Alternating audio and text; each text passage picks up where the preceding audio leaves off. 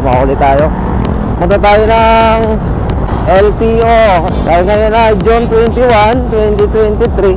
Magpaparenew tayo ng ating lisensya.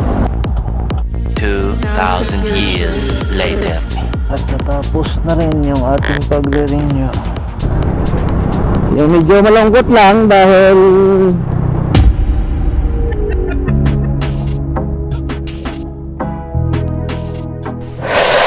alright bro, good morning. Yan, Commonwealth tayo. Welcome sa ating channel.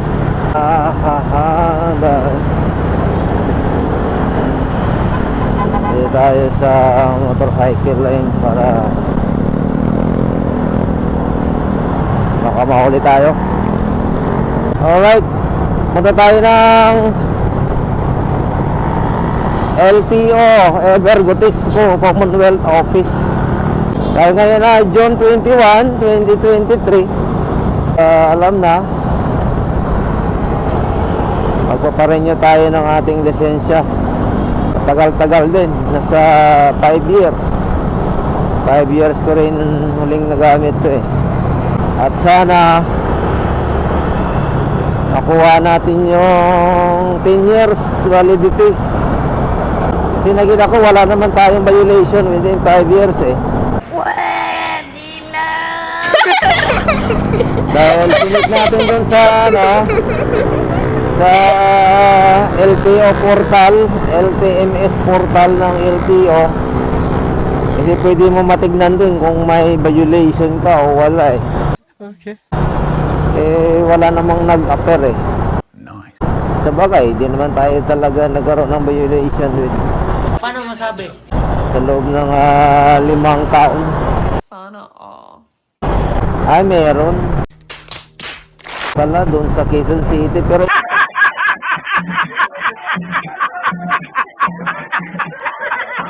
isang beses lang yun eh. Bagay, hindi naman yon LTO or MMB yung nakahuli sa atin nun eh. Yung Okay.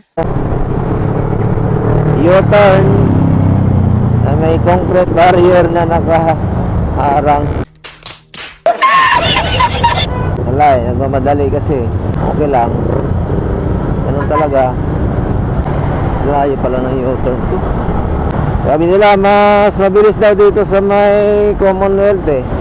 Sa may Evergotisco. Tignan natin. Sana matapos natin ng mas maaga para makabiyahe pa tayo mamaya-maya.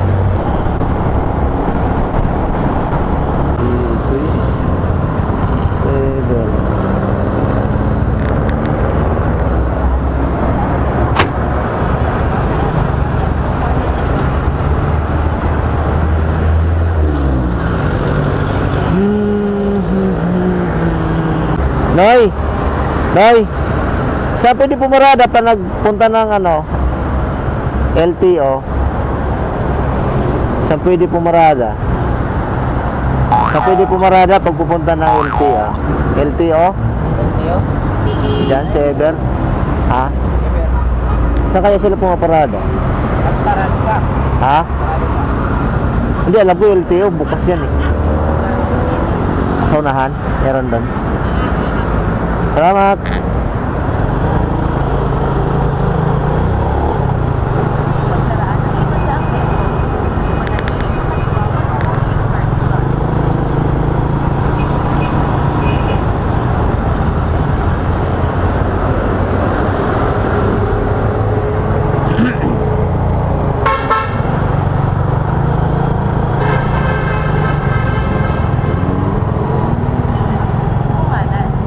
Good morning. Sa LTO ako? Oo. Bus na kaya? Bus na. May bayad do, sir? May bayad? Grab ka? Siyempre bayad yan. Siyempre, hindi ka nang biyahe. Oy, Biyahe ka, may bayad pa rin yan eh. magre-renew lang naman ako eh. Oo, bayad yan. Magkano? 30. 30? Sige, okay lang. Ay, dito na ako eh. Pero pag grab doon ang paradahan sa harap yata, no? Yung paradahan ng grab dyan. May mangga. Oh, pwede na po ako bumarada, no? Nakaano naman ako. Pero may bayad pa rin yan. May bayad pa rin. Ang Grab dito kasi one day, one pay. Ah, bali pang isang araw na to. Okay. Saan ako? Doon na ako parada. Tapos saan yung LTO nila? Doon sa may pasok sa Greenwich, second floor. Okay. Okay, salamat.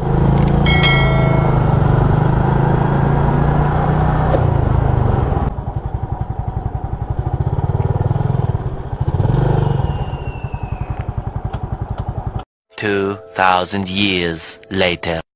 Grabing init. Alright. At natapos na rin yung ating pagre-renew. Ah, init, grabe.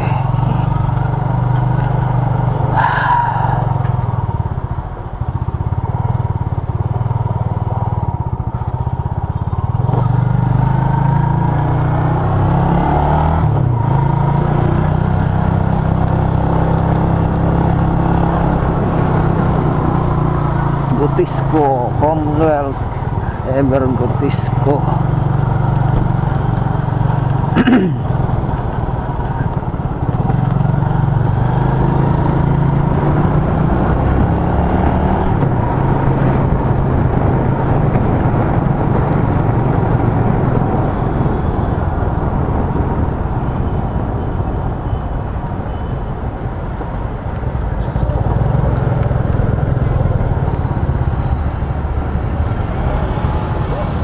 Bayad pa ako?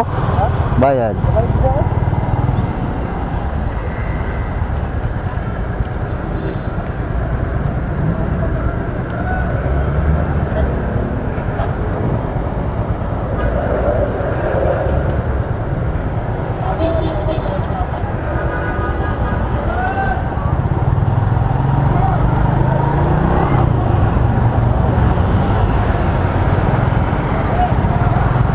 ₱30 yung parking fee.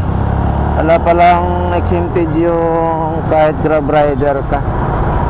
Kasi sa SM libre yung parking ng mga Grab rider eh. Bagay, ₱30 sa isang araw. Kahit na. Alright. Madali lang pala mag-renew ngayon ha. Alas 11 tayo natapos.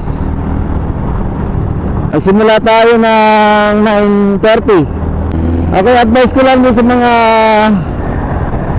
magre-renew. I-share ko lang yung experience base lang din sa pag-renew sa sarili kong lisensya. Ang unang gagawin, siyempre,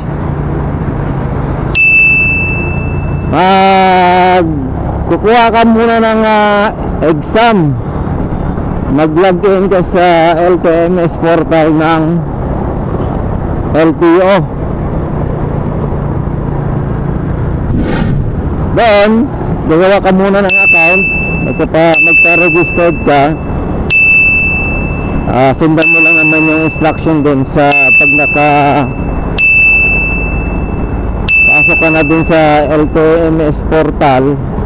Sundan mo lang naman, registered, yung mga pipilatan doon. Yung old driver's license mo, kailangan hawak mo rin yan kasi may i-enter doon eh.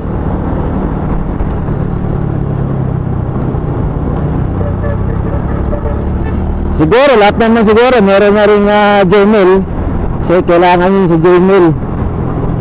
Pag login ka doon sa portal. Ngayon kukuha ka ng exam. Meron yung exam, yung CDE exam nila. Kailangan maipasa mo yun ng at least 80%. Pag tatlo mali mo, bagsak. Kailangan dalawa lang o isa. Pag nakapasa ka na, yung result ng certificate mo, yung certification mo na ikatunayan nakapasa, isisend yan dun sa email. Tapos ipiprint mo. Yan ang gagaling mo sa LTO office. Pagdating sa LTO office, ang ginawa ko kanina, doon na rin ako nagpa-medical kasi katabi niya is medical na rin.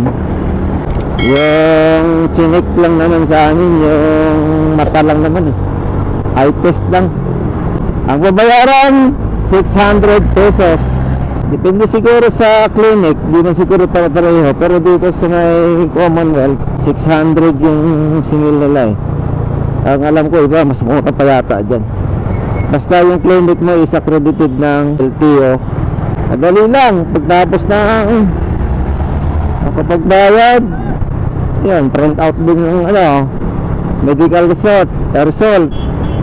Dalhin mo dun sa opisina ng LTO. Ang maganda lang dito sa Commonwealth, magkatabi lang sila. Tapos kung wala namang babaguhin din sa old license mo, mas mabilis. Maliban na kung may pagpabago ka, kung may mga mali dun sa dati mong lisensya, hindi kaya naglipat ka ng address, ayun, magpapa-re-entry ka uli. Alam ko i-edit yan yung dating license mo. Tapos fingerprint scanning, signature kung nagbago yung mga entry mo doon sa data ng old license. Pero ako hindi na ako pinasignature kasi pinagbasihan na lang yung dati kong lisensya Ano lang, yung pointer finger lang yung in-scan sa akin, yung biometric. Yung dalawang pointer finger lang, yun lang ginawa sa akin. Tapos wala na, antay na ng releasing ng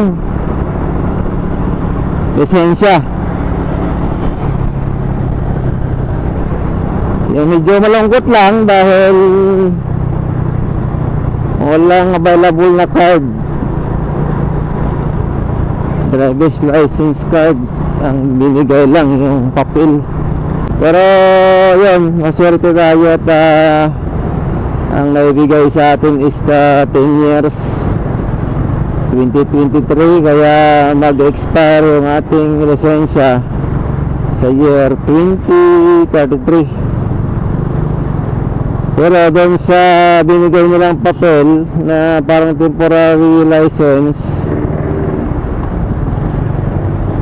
sa 2027 magpapa-medical ka uli. Tapos 2030 medical na naman. Yan yung nakalagay doon Yun lang yung madali lang mag-renew. Iwan ko lang sa mga student, pag-apply ng mga student permit, hindi ko alam Alanganin na rin yung oras, alas 11. Kakain na lang muna tayo, saka tayo lalabas para bumiyahe mamaya. Alauna.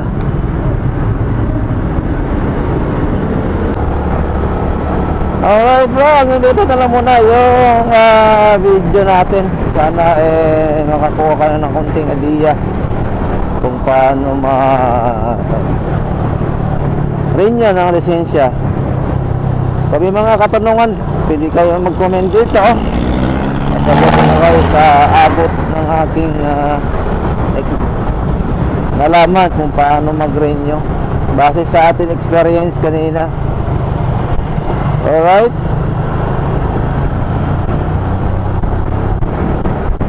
hanggang sa muli, bye bye.